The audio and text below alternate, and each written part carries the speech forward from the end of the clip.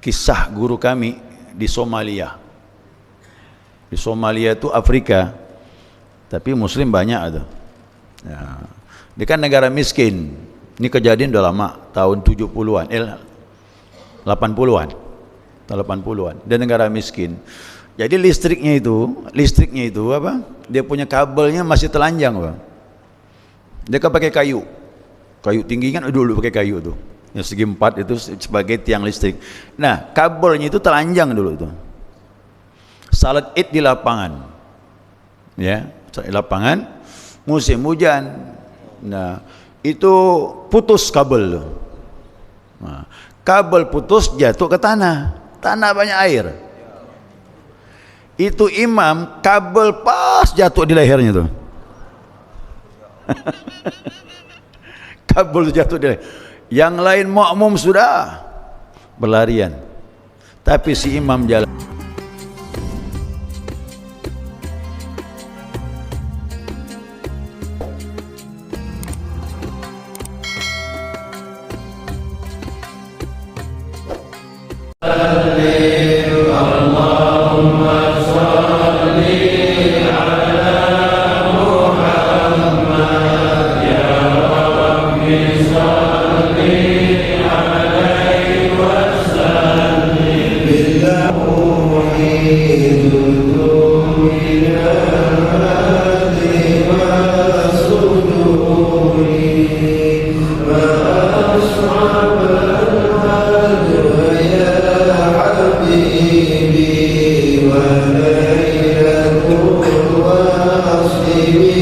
Alhamdulillahi Rabbil Alamin. Allahumma salli ala nuril anwar wa siril asrar wa tiryakil aghyar mitahi babil yasar Sayyidina wa maulana Muhammadin al-Mukhtar wa alihi al-athhar wa ashabil akhyar adada ni'amillahi wa ibdalih. Subhanaka la ilma lana illa ma 'allamtana innaka antal alimul hakim. Allahumma dzakirna ma nasina wa 'alimna ma jahilna wa la hawla wa la quwwata illa billahil 'aliyil 'azim. Qala musannif rahimallahu ta'ala wa nafa'ana bi'ulumihi fid dharain amin. Jemaah sekalian saya muliakan, assalamualaikum warahmatullahi wabarakatuh. Alhamdulillah, senantiasa kita maturkan pujian dan syukur kita kepada Allah Azza wa Jalla atas limpahan rahmah, hidayah dan inayahnya. Subuh ini atas izinnya kita dapat melanjutkan kajian kita, mudzakarah kita, panduan kitab Fathul Mu'in. Selanjutnya pengarang mengatakan walidzalika bahatha anna harakatal lisani in kana ma'a tahwilihi an mahallihi abtala thalathun minha. Yang demikian itu pembahasan sesungguhnya gerakan lisan jika diiringi perpindahan ya, dari tempatnya. Lisan itu lidah maksudnya ya. Lidah. Saya ulangi. Jika lidah itu berpindah dari tempatnya ya, maka batallah apabila bergerak 3 kali. Ini lanjutan yang kemarin ya. Yang kemarin itu bahwasanya gerakan jari ya, gerakan jari memainkan tasbih sedangkan telapak tangan tidak bergerak, maka gerakan jari ini dihitung gerakan yang sedikit ya, tidak berpengaruh, tidak membatalkan. Demikian juga mengerling mata, memainkan kelopak mata, itu tidak masalah karena masih pada tempatnya. Begitu juga lidah digerak-gerakkan di dalam ini, digerak-gerakkan, itu pun dianggap gerakan kecil karena bergerak pada tempatnya. Nah, di sini ditambah ini pembahasannya. Nah, untuk yang demikian dibilang pembahasannya lain lagi. Jika gerakan itu, nah, dibilang gerakan lidah itu in kana ma'a tahwilihi an mahallihi, jika gerakannya berubah dari posisi tempatnya. Apa makna berubah di sini? Nah, ikhrajuhu an mahallihi alladhi huwal fami. Yakni gerakannya tadi itu dia keluar dari tempatnya, maksudnya keluar dari mulut. Lidah dikeluarkannya. Paham tu? Dikeluarkan dari mulut. Macam orang apa? Memperolok orang lain keluarkan lidah tu. Gitulah dia. Kalau udah mengeluarkan lidah dari mulut ini, nampak keluar begitu, itu dihukumkan dia bukan lagi pada tempatnya. Ya. Tapi apa gak mungkin nih? Ini pembahasannya. Ini pembahasan.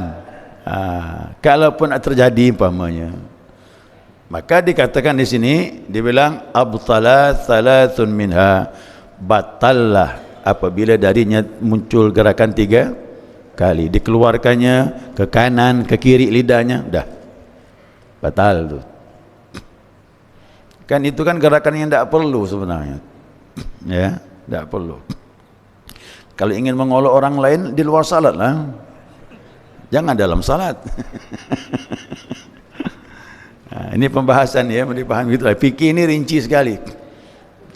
Sampai kemarin tu kan, maaf, gerakan kemaluan pun dibahas tu, Pak. Ya kan? Itu termasuk gerakan kecil. Qala syekhuna huwa muhtamalun. Berkata guru kami, ini ihtimal. Ihtimal itu perlu dibahas lagi. Ya, perlu dibahas lagi. Menurut daripada guru kami siapa? Ibnu Hajar Al-Haythami rahimallahu taala, beliau berpendapat ini harus dibahas lagi. Menurut beliau dalam syarah Bafadal, ada kitab fikih namanya kitab daripada Bafadal di Yaman itu, disyarahkan oleh Ibnu Hajar, nama kitabnya Tuhfah. Beliau menyatakan bahwasanya secara mutlak tak batal. Dia bilang gitu kan, tak batal kata dia, masih dihukumkan bergerak pada tempatnya. Berarti kan tak ijma' ni. Yang begini kan masih ikhtilaf, masih sesama ulama mazhab Syafi'iyah beda pendapat. Ya, beda pendapat. Jadi yang zahir kata beliau, si Syekh Al-Qurdi, ya, beliau menyatakan secara mutlak tak ada perbedaan. Apakah keluar dari mulut atau bergerak dalam mulut, sama, dianggap gerakan kecil. Ini panjang lebar ni, Pak. Ya, panjang lebar. Yang penting kita lebih hati-hati lah, tidak usahlah buat begitu, tak bagus. Ya, itu makanya ini indah sekali pembahasan. Dah, kita lewatkan ini ya. Masuk pembahasan berikutnya. Wa kharaja bil asabil kafi, asabi'il kaf, al-kafu, maaf. Wa kharaja bil asabi al-kafu. Keluar pembahasan jari, yakni bagaimana dengan telapak tangan. Kalau jari dianggap gerakan kecil, bagaimana kalau ini? Gerakan ini nih. Ya. Maka di sini dianggap bahwasanya fatahrikuha thalathan wa wilaan mubtilun, apabila gerakannya 3 kali berturut-turut batal. Nih. Kalau ini tidak masalah kemarin kan? Tidak masalah nih. Seperti menggaruk 1000 kali pun tak batal. Tapi kalau udah ini bergerak ini atau ini, maka dianggap berturut-turut 3 kali, hukumnya batal. Biasa nih pemain voli kan gitu. Nggak salah. Mainkan tangan begitu. 1, 2, 3 batal. Batal kan? Aturan tangannya batal. 1, 2, 3 batal. Ya, bagaimana kalau meremas jari? Batal nggak? Dah, ini gerakan kecil, tapi kalau bilangnya batal. Ini udah gerakan besar dah nih, apalagi ini siku nih. Ini memperjelas lagi pembahasan yang lalu tu. Illa ayyakuna bihi jarabun, melainkan ya, gerakan itu gerakan orang yang kena penyakit gatal. La yasbiru ma'ahu adatun ala adamil haqqi, dia tidak sabar timbulnya gatal tadi untuk tidak menggaruk. Tak bisa dia, harus garuk ni. Kena penyakit yang begini tak batal. Fala tabtulu lidarurah, tidaklah batal kerana darurat. Jadi kalau ada penyakit tak batal, tak bisa dihindari. Nah, makanya memakai sutra itu hukumnya haram. Laki-laki ya, perempuan tak haram. Abdurrahman bin Auf radhiyallahu an datang kepada Nabi SAW, ya. Dia salat menggaruk dan Nabi tidak melarangnya. Nah, kemudian dia berkata, ya Rasulullah, kalau aku pakai sutra gatalnya berkurang, kalau pakai pakaian kasar gatalnya bertambah. Nah, kata Nabi, pakai sutra. Pakai, padahal haram laki-laki pakai sutra. Jadi untuk penyakit ini ada kelonggaran itu dalam agama kita ni. Ya, ada kelonggaran. Jadi boleh. Jadi yang nama penyakit gatal ni dari dulu lah udah. Sampailah sekarang ini. Jadi kena penyakit gatal dah bisa. Ya. Saya dulu pernah kena selangkang ni gatal betul. Akhirnya mau berobat. Berobat pun makan waktu yang panjang. Kadang-kadang resep tak cocok. Kasih obat dari dokter, lambat masih hilang, nanti muncul lagi. Nah, kita tidak tahu jenis-jenisnya itu. Tapi kalau kena yang kuat itu tidak bisa, tidak tu pasti garuk tu. Sampai kau bilang, main gitar kawan ni, gitu. Main gitar tu. Itu tidak bisa, Pak. Ya. Nah, yang begini maklum sudah. Ya, agama beri rukhsah, keringanan. Ya, keringanan. Qala syekhuna, berkata guru kami, wa yu'khadhu minhu anna man ibtuliya bi harakati tirariyah.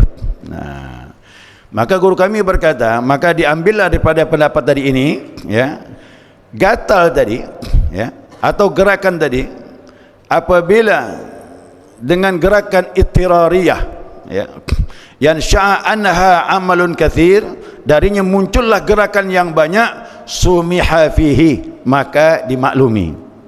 Apa ni gerakan ittirariyah? Ittirariyah ini memang udah bawaan dari dulu, tak bisa dirubah. Orang Melayu bilang apa? Ada tahu tak? Ada gerakan yang muncul tapi tak bisa dihindari. Begitulah hari-hari dari lahir dah begitu. Apa nama tu? Ini paham tak bahasa saya ni? Tahu nak ambadi? Ambadi itu ambadi. Jadi memang ada orang yang gerakannya ittirariyah, dari dulu udah begitu, tak bisa dihindari. Jadi imam pula banyak gerakannya, dimaklumi. Ada orang yang badi ini suka memainkan leher. Bismillahirrahmanirrahim, alhamdulillah. Tak masalah, Pak. Itu bawaan nama itu. Tak bisa dihilangi. Berobat ke mana pun tak sembuh. Ya. Walaupun doktornya turun dari langit, tak sembuh, Pak. Ya. Seperti ini. Salatnya.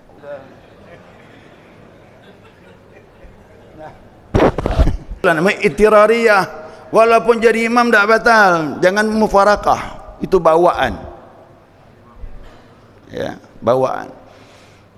Jangan kita memprotes dia untuk dia tidak batal, dan juga kita pun tidak batal. Itu namanya uzur syar'i.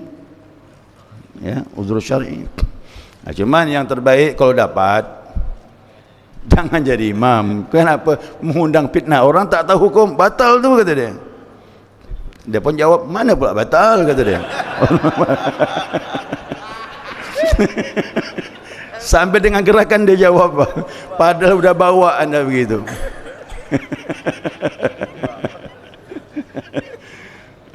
Ni maaf ni ya, contoh ya, kalau ada kebetulan apa, mohon maaf saya ni, kalau ada kebetulan seperti itu. Jadi ini pembahasan fikih itu luas sekali, Pak. Ya, fikih itu tidak kaku. Ya, fikih tidak kaku dia. Ya, itu kedua. Masuk lagi yang ketiga, permasalahan yang ketiga. Wa imrarul yadi waradduha ala tawali, ya, gerakan tangan, ya, gerakan tangan yang kembali sambung menyambung, bil haqqi, dengan garukan marratan wahidah, maka marratun wahidah, dihitung satu kali gerakan. Wa kadza raf'uha ala sadrihi wa wad'uha ala mawdi'il haqqi marratun wahidah. Ini terakhir nih ya. Gerakan orang menggaruk sambung menyambung dihitung satu kali. Contoh, ya, leher ni gatal, ya, leher gatal. Sambil membaca surah, dia pun menggaruk sekali jalan, ya. Hitung satu, Pak. Mainkan tangannya, gini ada. Hitung satu nih.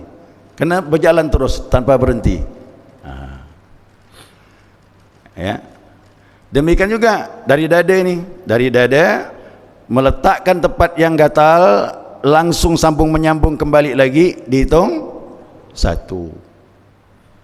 Nah, ini tasala ahaduhuma bil akhar, jika dia sambung menyambung satu dengan yang lain, wa illa fakulun maratun, jika tidak maka masing-masing dihitung satu. Seandainya begini, letakkannya dua, ini sempat nih dua, tapi kalau begini satu, gini satu, gini lagi satu, kalau begini dua, kalau begini dua, berarti sempat berhenti.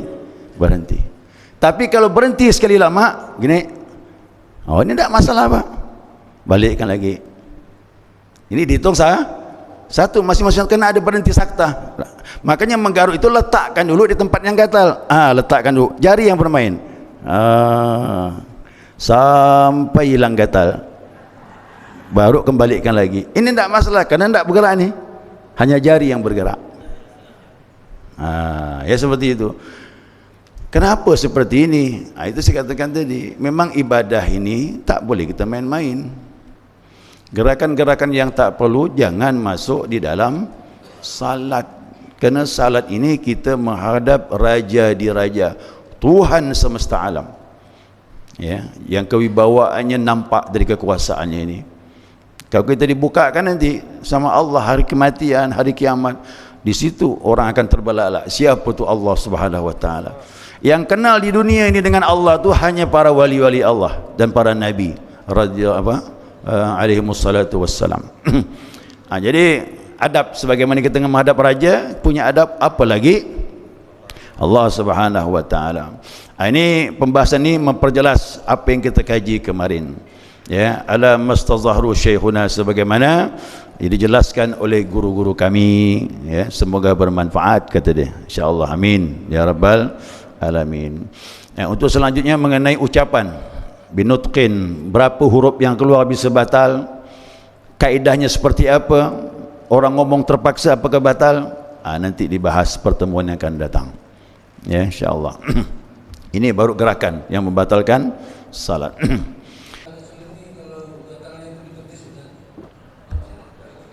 Ya, ya, kaki garuk pakai betis. Ya, ya, menggaruk hitung dua, mengembalikan lagi hitung, batal itu dah. Tak mungkin kaki bisa menggaruk sekali jalan. Kalau tangan memungkinkan sekali jalan, kalau kaki nempel ada gerakan lagi itu, batal dia, ya, batal. Mau praktek nih?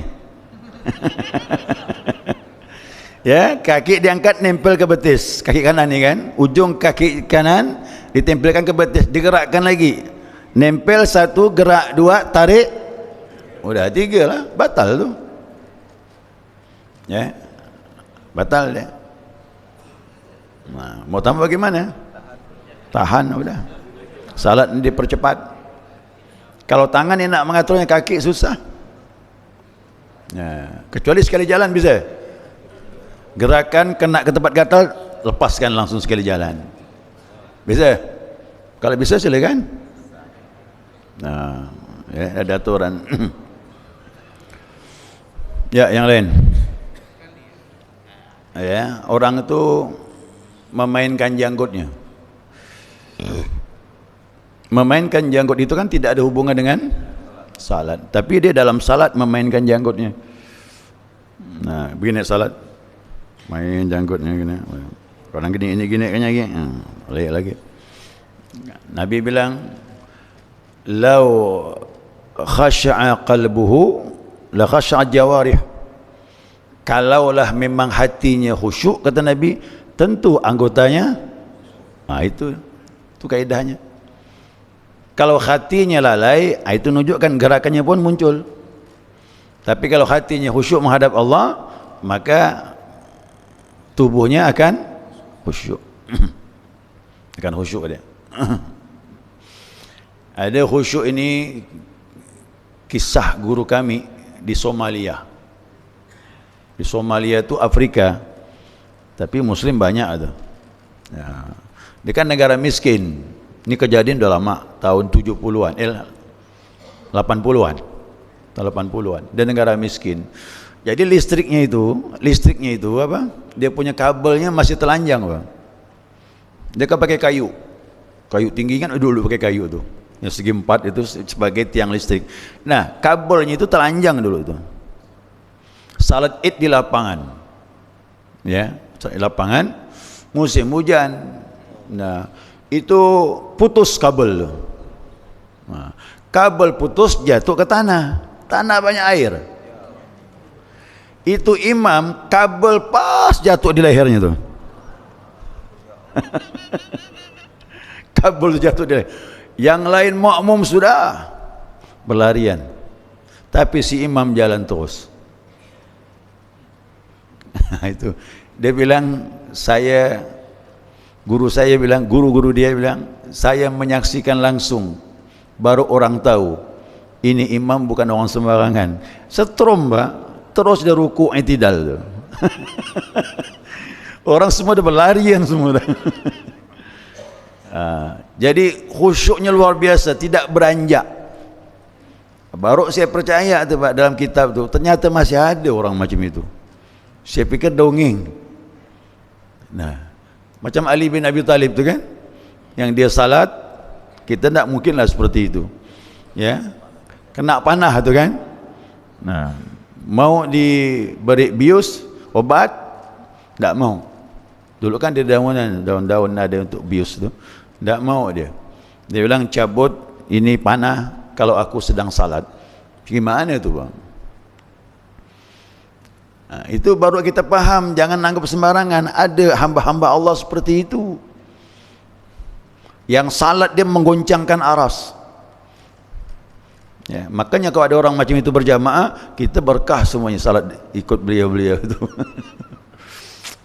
Jadi saya pikir dongeng, ternyata daripada guru saya itu seperti itu. Dia bilang cerita di Somalia itu. Masya Allah. Kabel jatuh di leher tu.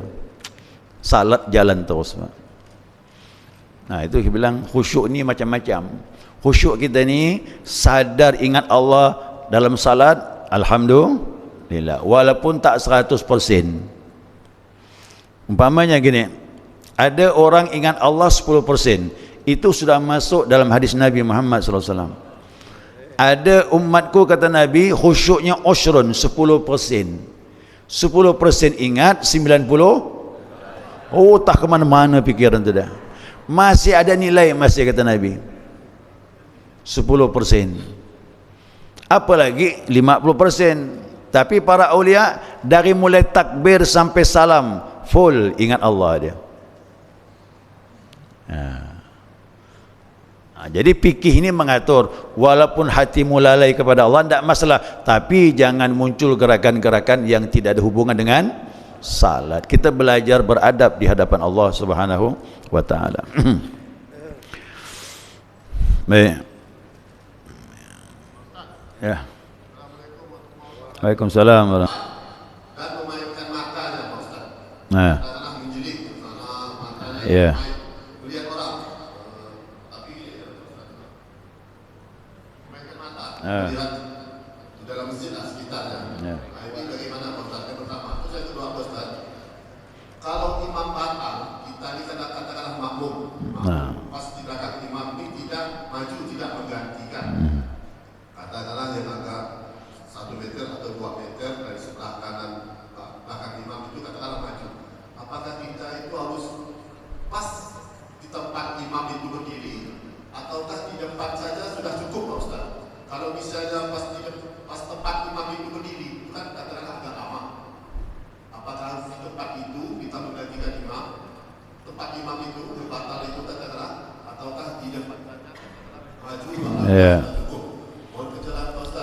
Bukan kepala. Ya, melihat ke kanan atau ada gerakan kepala. Sekali, kembali lagi, masih dimaafkan. 3 kali berturut-turut batal. Tapi kalau kelopak mata yang bergerak, mengerling, menjeling, tak batal. Sudah kita bahas kemarin. Ya, kerlingan mata, kelopak mata itu pada posisi tempatnya masih. Nah, adapun menoleh dengan kepala, hati-hati. Sekali maaf, 2 kali dimaafkan, 3 kali batal. Ya, jadi hukumnya ke mana? Makruh. Salat belum batal tapi makruh, mengurangi pahala salat. Tu yang pertama tadi. Ya. Biasa itu, Pak. Dulu saya masih kecil-kecil masih ingat saya itu. Ya, dari sepupuh saya punya abah itu, kalau saya pergi ke rumah dia, saya berbaring lah. Tak lama dia salat duha, direntangkan itu. Saya berbaring sebelah kanan, dipandang saya itu. Dimainkan mata gini, kata dia. Saya bilang, benar kan tak orang ini salah? Kalau itu terjadi gimana? Makruh, belum batal. Ya, makruh, mengurangi pahala salat. Yang kedua, apa tadi tu? Ya, imam batal, posisi jauh. Seandainya di sana, di sini batal, ini depan ini di belakang imam tidak satu pun yang maju. Kalau kita menggantikan maju ke sini memakan waktu yang lama, langsung kita ambil alih di tempat posisi kita itu. Maju sedikit ya. Ya, maju 1 tapak. Terus 1 tapak tu. Ukuran kaki itu maju sedikit. Udah, untuk membedakan imam dengan makmum. Langsung ambil alih. Allahu akbar. Sami Allahu liman hamidah. Nah, berarti dengan suara begitu, yang lain pasti ngikut. Itu mengambil alih. Kalau seandainya tidak terlalu jauh, dekat di sini, tidak masalah, maju ke depan dulu, geser ke kanan, ke kiri, lalu maju ke depan menggantikan imam. Ya, itu dah kita praktek kemarin kan? Udah? Tak perlu lagi kan? Cara maju, geser ke kanan, geser ke kiri, tidak masalah. Ya, maksimal 2 langkah, 3 langkah berturut-turut batal. Boleh ambil alih. Begitu juga orang yang batal pada waktu sujud. Ya, pada waktu sujud. Imam batal waktu sujud. Imam jangan lari. Ya. Kalau imam lari waktu sujud gimana? Ini imam harus paham nih. Seandainya kan posisi sujud itu, maaf, itu memungkinkan buang angin. Kalau angin mau keluar, posisi sujud pasti keluar dia. Karena maaf, pintu belakang terbuka. Nah, waktu dia batal, jangan lari. Takbir dulu, duduk. Allahu Akbar. Kan? Orang kan bangun daripada sujud. Lalu dia keluar. Di belakang ambil alih. Yang di belakang jangan maju ke depan. Dalam posisi duduk, sulit itu. Yang menggantikan imam ambil alih dulu. Allahu Akbar, sujud lagi, ambil alih. Kemudian berdiri, Allahu Akbar, tegak, baru melangkah ke depan. Itu caranya. Ya, banyak anekdot cerita lucu dalam salat tu, Pak. Tapi kalau paham selesai. Ya, kalau paham selesai dia. Ya, demikian. Subhanakallahumma wa bihamdika asyhadu an la ilaha illa anta astaghfiruka wa atubu ilaik. Allahumma shalli ala Muhammad